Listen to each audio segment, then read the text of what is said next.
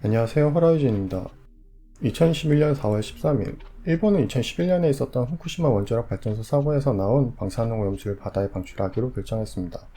국제적 논란을 빚는 가운데 일본 정부는 일본 자국민과 한국 그리고 다른 나라의 반대에도 불구하고 이 결정을 실행하려고 하는데요. 이 결정은 지구에 치명적인 결과를 가져올 것입니다.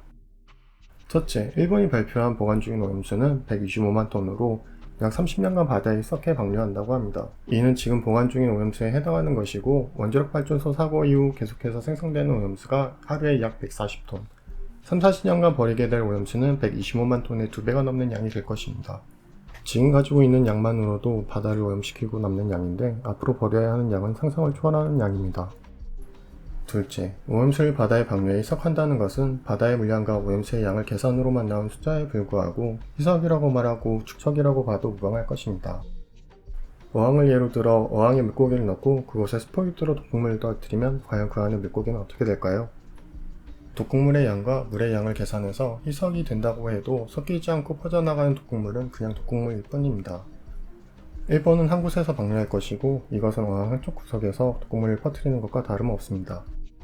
오염수는 방류된 지점으로 천천히 그리고 확실하게 해양 생태계를 파괴하고 진행할 것이고 우리가 자연이 파괴되고 있음을 인지했을 땐 이미 바다로 얻을 수 있는 식량은 초토화된 상태일 것입니다.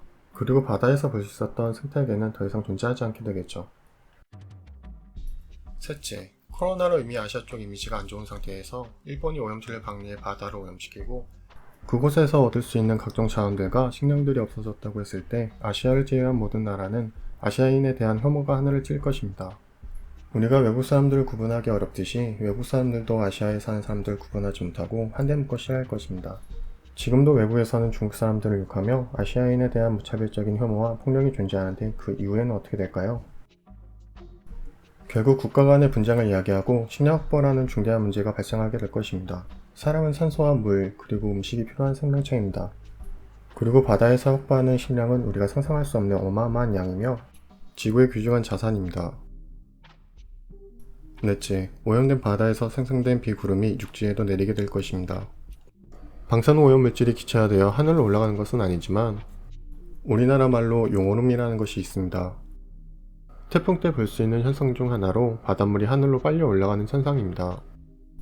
해마다 여름이 되면 생성되는 태풍은 일본은 물론 한국과 중국 그리고 여러 나라에 영향을 주는데요.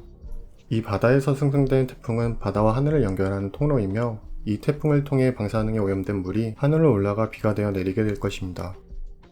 이처럼 만약 일본이 방사능 오염수를 바다에 버리게 된다면 해마다 여름이 되면 우리나라 쪽으로 올라오는 태풍에 실린 오염된 비구름이 우리가 살고 있는 지상에 비가 되어 내리게 될 것입니다. 그렇게 된다면 우리는 비 오는 날만 되면 불안에 떨어야 할 것이고 지상도 방사능 피폭이란 위험 속에서 벗어나지 못할 것입니다. 결국 일본의 방사능 오염수를 바다에 방출하는 것은 우리가 사는 세상이 천천히 멸망하는 결과를 낳게 될 것입니다. 그러나 우리가 힘을 모으고 함께 이 문제를 해결하기 위해 노력한다면 달라질 수 있습니다. 신은 선택이 아닌 결정하는 자이며 우리의 선택이 종말이 아닌 함께 앞으로 나아갈 수 있기를 바라며 영상 마치겠습니다.